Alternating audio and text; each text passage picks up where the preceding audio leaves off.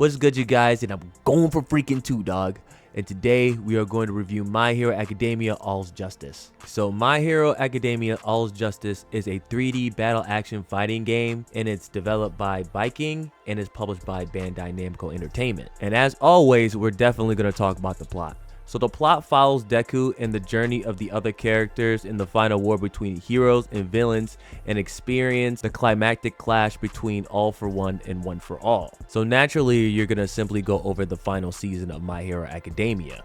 When it comes down to the story, I feel like they improved on it a lot, because you will definitely experience polished visuals, fully voiced story content, and climactic camera work. So in short, you will see a lot more cutscenes, and despite of majority of the time having still images, you won't really notice them being still images because some of the still images in certain cases actually move. And without trying to spoil too much, I want you guys to skip to this timestamp here. I do not want to take that risk. I don't like how the end was. The reason why I say I don't like the end was because it doesn't really have any checkpoints. It needs some type of checkpoint to at least be fun, because it was really difficult to push through.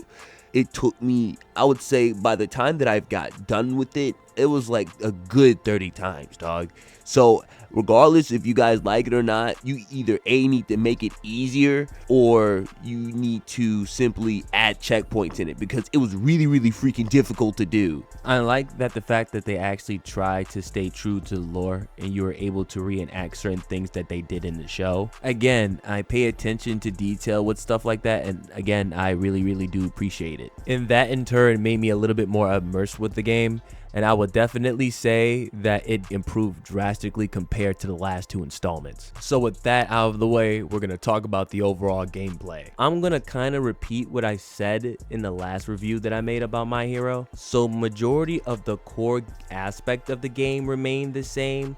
They just made some minor tweaks to make the battle system a little bit more refined. But the good thing about it though, there are added normal controls and manual controls. With the normal controls, it makes it easier for everyone to perform combos and character swaps with simple button controls, like they did with majority of the fighting games now. When it came down to the stamina system, I feel like the stamina system damn near stayed the same. The only key difference is I feel like you wasn't able to wall run anymore. Don't quote me on that.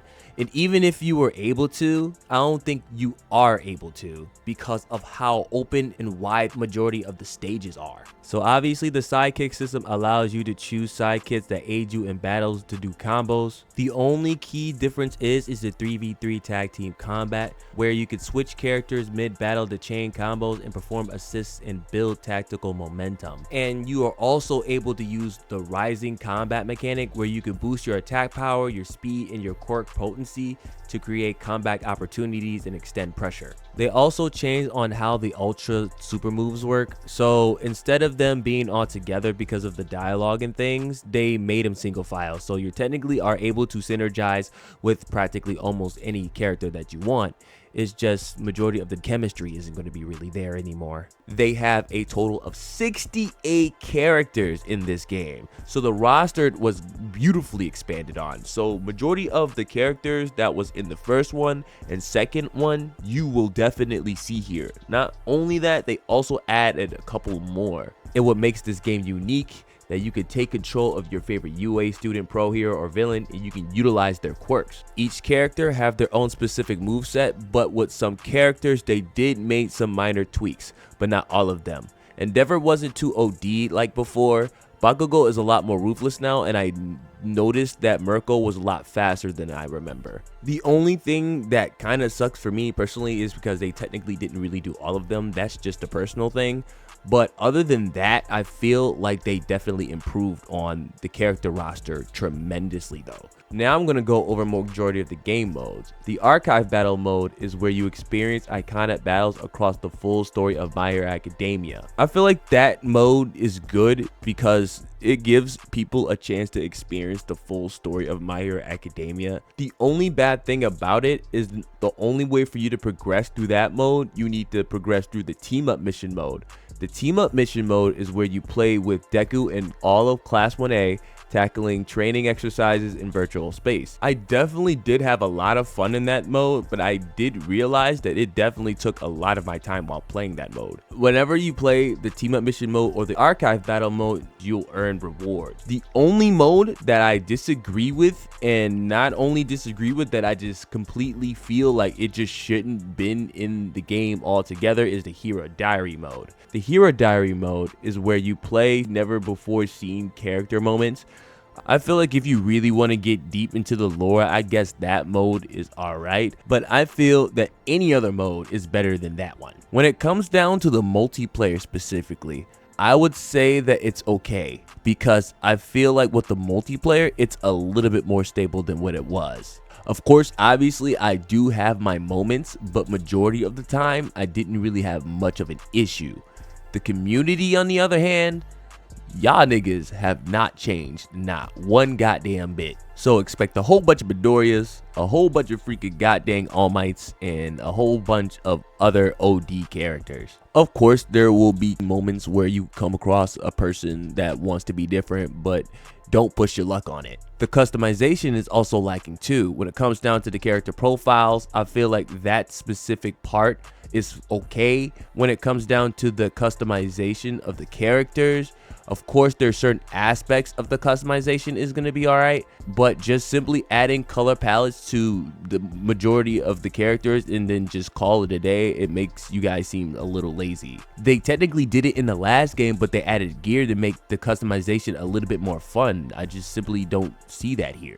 And there's barely any stages to fight in. There are only like 9 stages. Environmentally, in a gameplay standpoint, it didn't really feel like much has changed, or even then I feel like it was just a complete downgrade, because the only like effect that you mostly end up seeing in the game is either stuff just being destroyed, or you just simply get a huge like transition to another part of the map. That's technically about it. Graphically, the game looked really stunning though. Naturally, the game is going to be weird because it's running on a completely different engine, but other than that, graphically the game was awesome. And then on top of that, it was just buttery smooth.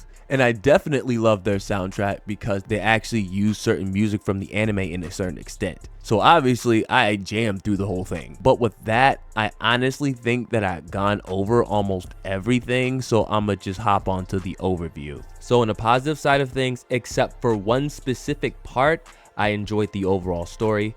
I definitely liked the overall gameplay. I like how they added normal controls to make it a little bit easier for newer people to hop into this game. I definitely like their sidekick system, specifically with their 3v3 tag team combat. I definitely like the rising combat mechanic. It definitely ups the ante a little bit more, especially when it comes down to them fights. Despite of some changes with the ultra super moves, I think that that specific mechanic is going to be fine. I love their overall roster. I love how each and every character is able to use their quirk. I did enjoy majority of the game modes. Despite of some issues, I think that the team up mission mode is okay, and I definitely love their archive mode. The multiplayer is a lot more stable now than it was, so I did enjoy the multiplayer. Graphically, the game is good. The game is definitely a little bit optimized, and I definitely enjoy their soundtrack. On the negative side of things, not only did I feel that the stamina system stayed the same, I felt like it was also a complete downgrade of how they managed it. Despite of them changing some movesets with certain characters, they didn't change all of them. I just simply can't stand their Hero Diary mode. The community, on the other hand, you guys didn't change at all. In short, you guys suck. The customization isn't really as great as it was, and there's barely any stages in the game. And because of how wide the stages are, you can't really utilize the environments in a gameplay standpoint. The game came out on February 6, 2026. The game is mostly on new gen consoles specifically, so obviously PlayStation 5, Xbox Series S and X, and it's also on PC. If you get the game digitally, it's about $59.99. Obviously, it'll cost more if you buy certain editions. If you get the game in your local stores, it may be cheaper, but honestly, it all depends on where you look. So is this game worth your money? I'm not gonna lie to you guys, I'm actually kind of conflicted. I heard from other reviews that this game either falls short or is completely underrated. I'm not gonna lie to you guys, in certain aspects, yeah, sure, but I feel like this game franchise came so far, but it doesn't make and shape the whole game. If this game had a little bit more time in the oven, I felt like this game would have been great. And I really like this game. So I would definitely say, if you don't have the funds, wait until the price drops. If anything, I would definitely say buy with caution. The game wasn't really that bad, it just needed a little bit more time. So that was my honest opinion about the game. Obviously, if you liked the review, please don't forget to like, comment, and subscribe to the channel if you haven't subscribed to the channel yet. I do reviews, videos, PvP matches, streams, and more. And if you haven't yet, please don't forget to follow me on my Facebook page and my Twitch account, because I would probably stream on those platforms as well. Everything should be in the description box below, and I will catch you guys in the next review.